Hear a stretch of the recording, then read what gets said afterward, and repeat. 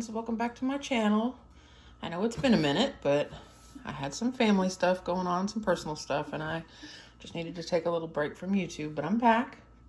And today we're going to be making dinner rolls together. Over the holiday, the Thanksgiving holiday, for family dinner, I wanted to find a dairy-free dinner roll recipe because I have family members that can't have any dairy. And most really, pillowy, soft dinner rolls have milk in them.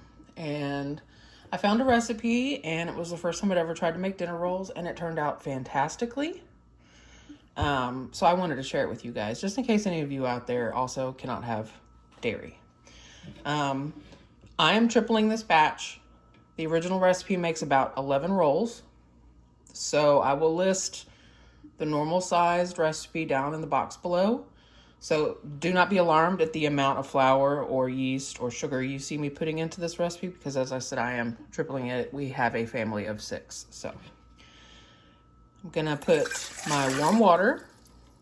It's about 110 degrees, not too hot, in my mixing bowl. And to that, I'm going to put my sugar.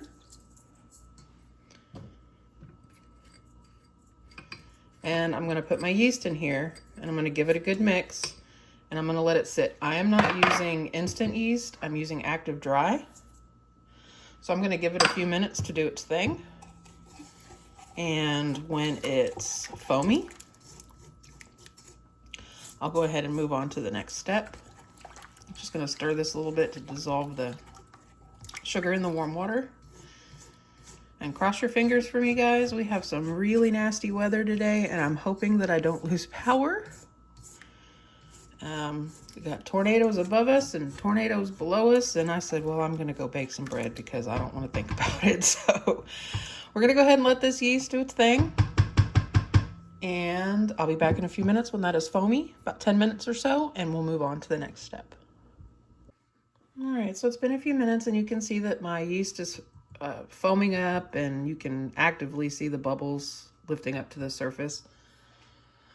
So I'm going to go ahead and just add in the rest of my ingredients. Like, this is a fairly simple recipe, and you don't have to have a stand mixer. You can do this by hand. It's just going to take you a little longer. So to the yeast, I'm going to add my eggs, my salt, and I'm going to add my oil. You can use whatever kind of oil you like. It's just neutral flavored. That is my cat. If you can hear her meowing at me, she needs attention right now. Go on, Cassie. Go. Go on. And to this, I'm going to go ahead and add my flour. Get my big flour bucket. The single recipe only calls for 2 cups of all-purpose flour. But as I said before, I am tripling this. So I'm going to put, that'll be 6 cups for me. So I'm going to put 5.5 in and go from there.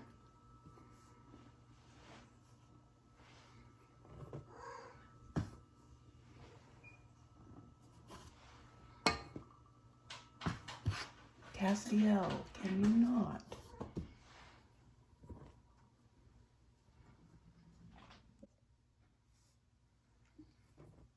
Okay, so that's 5.5. I'm gonna set about another ½ cup off to the side. It's a pretty humid day. Like I said, it's storming outside. So sometimes when the weather is really humid, your flour will act differently than it normally does. And you may require more. Just like on dry days, you might require less. So we're going to start with that. And I'm going to start it on low so I don't fling flour everywhere. We're just going to let this go until it's well combined.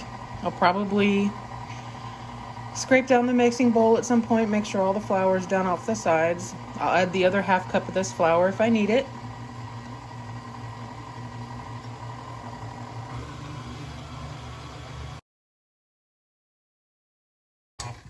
All right, I'm gonna check it. This dough, when you get it after it's done kneading, it will still be, you know, a little bit sticky, but it'll be very soft and supple. All right, I went ahead and added most of that other half cup of flour, and I'm just gonna let this run. Once it's all incorporated, I'm gonna let it knead for about 8 minutes or so until it's smooth. All right, I'm gonna declare that done. So I'm gonna pull the dough down, back off my hook.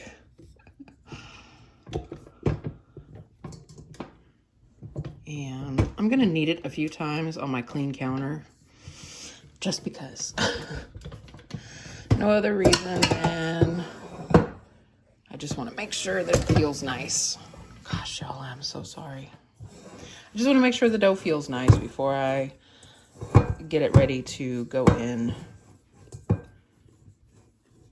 to rise. And I honestly think that I'm gonna put just a little bit of this leftover flour on my counter before I knead it out, because it is still quite sticky. The humidity is through the roof today.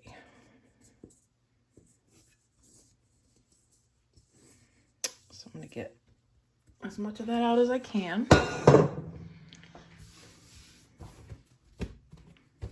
And I'm just gonna knead it a few times by hand to smooth it out. It really does feel nice. It's kind of Play-Doh consistency. It's pretty soft.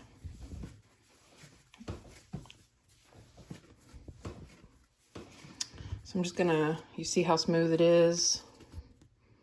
When you touch it, it kind of slowly springs back. That's how you know your dough is ready.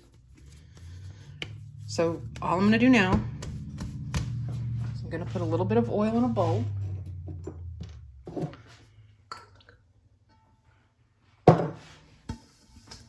So that my dough doesn't stick as it's rising.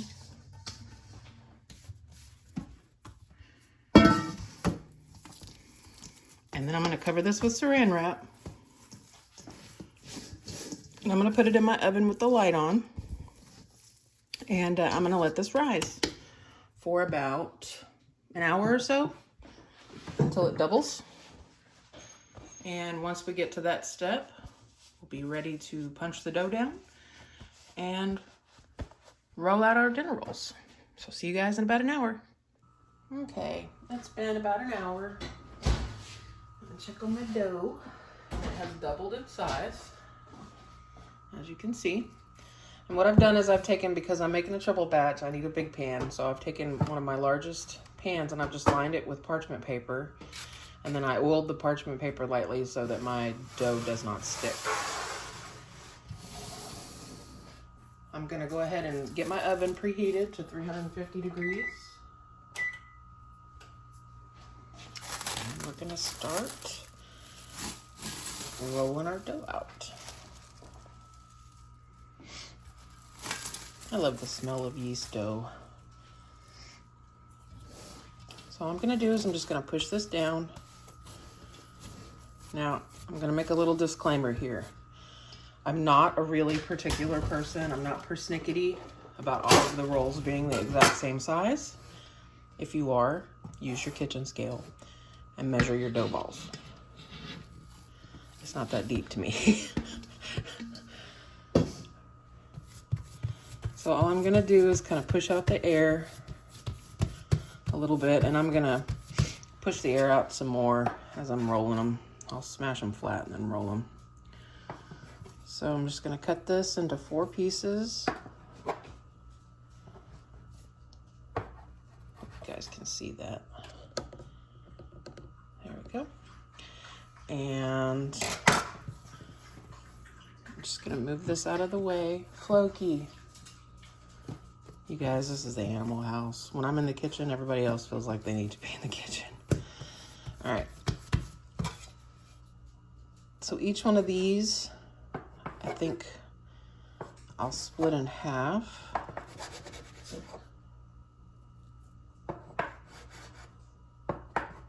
And then maybe in half again. We'll see how big they are. So I'm just gonna smash this out, and then I'm gonna pull it up on itself to form a little ball like this, and then I'm gonna roll it on my clean counter so that it becomes a tight ball. And then the bottom I'm gonna paint shut, just like that. And then I'm just gonna put it in my pan. And I'm gonna repeat that process, smash the dough out, get all the air pressed out of it, pull it in on itself, roll it until it's smooth on the top, paint shut the bottom. And I'm gonna put these fairly close together. These are gonna rise again. And I like the dinner rolls that are kind of like the pull-aparts. When they rise and then you bake them, the sides of them are stuck together and only the tops are brown. If you want them to be round all the way, you know, golden brown all the way around and not touching each other, just spread them out farther on your pan. But I like when they're touching.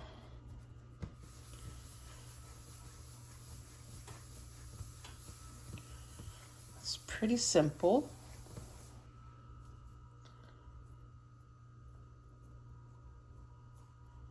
Nice and smooth. So I'm gonna do this one, and then I'm gonna go ahead off camera and finish up the rest of them, because I don't think you wanna just sit here and watch me do that for 10 minutes. Alrighty. So they're all in here. Like I said, they're packed in pretty tightly. That's how I like it, especially for what I'm gonna use these for tonight. And y'all will have to wait till the next video to see that. This guy's a little loose. So I'm gonna cover these with saran wrap. Same saran wrap I used, I'm just gonna use it again. And I'm gonna set these next to my oven, which is really warm. And I'm gonna let these rise for about another hour. They'll double, these balls will double in size and they'll kind of smush each other. As I said before though, if you want more individual rolls, give your roll some more space. You know, a normal batch makes 11. That's not a problem on a normal cookie sheet or glass pan. So once these have doubled, we'll get them egg washed and get them in the oven. Okay, friends, it's been just about an hour. These rolls have doubled. Yes, they're smushed together, but I wanted them that way. I swear, when you see the next video, you'll understand why I did it this way. All we're gonna do now is do a quick egg wash. I have just a little bit of water in here. I'm gonna crack an egg into it.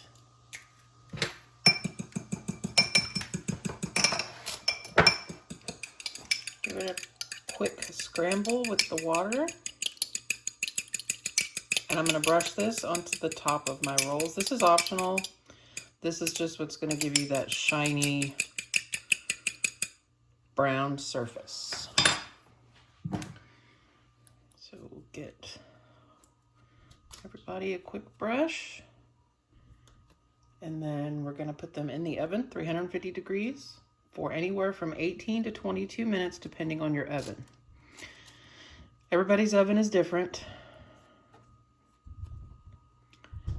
So just check on them.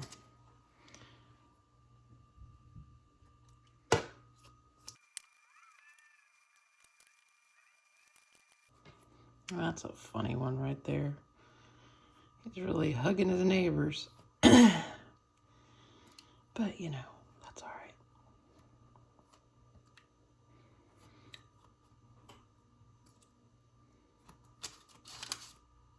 Okay. In the oven it goes. Be back in about 18 to 22 minutes, whenever they're golden brown. All right, guys, it's been about 19 minutes. I'm going to attempt to remove these with the parchment paper. Without knocking you all over the place.